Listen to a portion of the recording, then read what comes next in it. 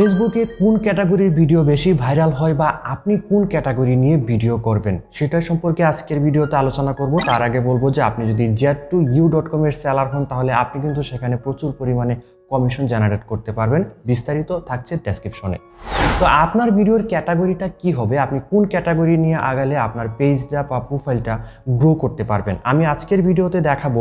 এমন কিছু ক্যাটাগরি বা টপিক দেখাবো যেই টপিকগুলো আপনি বিভিন্ন ক্যাটাগরিতে ভাগ করতে পারবেন। ধরুন আপনার একটা ট্রেন্ডিং টপিক চলছে, সেই ট্রেন্ডিং টপিকটা কিভাবে আপনার ক্যাটাগরিতে কনভার্ট করবেন সেটাও কিন্তু আজকের এই ভিডিওতে দেখিয়ে দিব।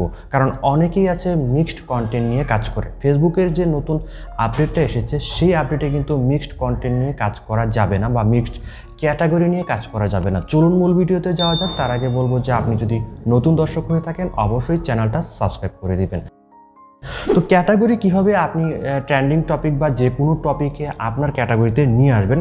ধরুন আমি আপনাদেরকে একটা টপিক দিচ্ছি যে সেটা হচ্ছে যে ট্রাভেল নিয়ে আপনি একটা টপিক আপনার নিশ আর কি, যে ট্রাভেল নিয়ে আপনি একটা কন্টেন্ট বানাবেন। তো এই ট্রাভেল নিয়ে যদি আপনি কন্টেন্ট বানান, যে একটা জায়গা থেকে ধরুন ঢাকা থেকে অন্য একটা জায়গায় আপনি যাবেন, তো একটা জায়গা থেকে আরেকটা যাওয়ার যে জার্নিটা, সেই জার্নিটা যদি আপনি অডিয়েন্সের কাছে শেয়ার করেন তাহলে সেটা কিন্তু আপনার ট্রাভেল ব্লগ হিসাবে এসেছে। আবার আপনি যদি সেই জার্নিটা একটা জায়গা থেকে অন্য একটা জায়গায় কিভাবে যাবেন, কিভাবে টিকিট কিনবেন, কিভাবে আপনাকে যেতে হবে, সেটার যদি আপনি একটা টিউটোরিয়াল দেন ট্যাগ ভিডিওতে, তাহলে কিন্তু সেটা ট্যাগ ভিডিও হয়ে যাচ্ছে। কারণ আপনি টিকিট তো কিনবেন অনলাইনে। দেখেন একটা নিশ আপনি দুইটা জায়গায় কিন্তু কাজে লাগাতে পারছেন। আবার সেই ট্রাভেলটা একটা জায়গা থেকে আপনি অন্য একটা জায়গায় যাবেন, সেখানে যদি আপনি ফানি কোনো মুভমেন্ট দিয়ে দেন তাহলে কিন্তু সেটা ফানি ক্যাটাগরিতে চলে এসেছে। তাহলে বুঝতে পারছেন যে একটা নিশ কিভাবে অন্যান্য ক্যাটাগরিতে ভাগ করতে হয়। চলুন আরও একটা উদাহরণ দেওয়া যাক, সেটা হচ্ছে কুকিং রিলেটেড ভিডিও। তো কুকিং রিলেটেড ভিডিও হচ্ছে মেয়েরাই তো বেশি করে।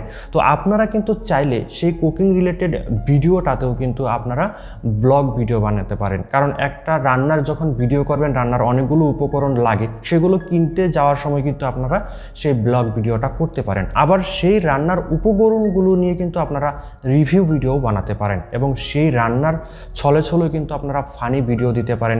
অথবা রান্না আপনি শিখাবেন, তখন কিন্তু সেটা এডুকেশন ক্যাটাগরিতে চলে যায়। আপনি নিশ একটা রাখবেন, আপনি নিশ যেটাই রাখেন, ট্রেন্ডিং নিশ নেন, সমস্যা নাই, সেটাকে আপনি আপনার যে ক্যাটাগরি রয়েছে সেই ক্যাটাগরিতে কনভার্ট করবেন, তাহলে কিন্তু আপনার এক ক্যাটাগরিতে ভিডিও আপলোড হয়ে গেল।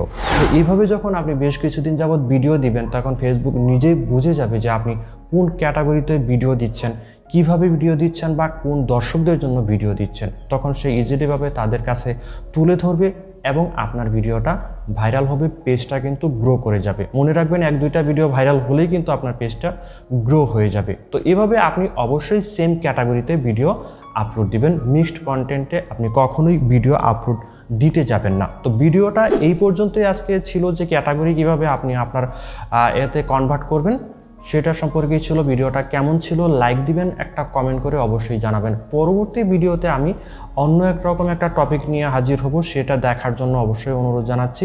এতক্ষণ যারা সাথে ছিলেন সবাইকে অসংখ্য ধন্যবাদ। আর গত ভিডিওতে যারা কমেন্ট করেছিলেন তাদেরকে তো প্রাণডালা অভিনন্দন, এবং সেই কমেন্টের স্ক্রিনশট কিন্তু আমি আমার ফেসবুক পেজে দিয়ে দিচ্ছি। আপনারা চাইলে সেই ফেসবুক পেজটাও ভিজিট করতে পারেন।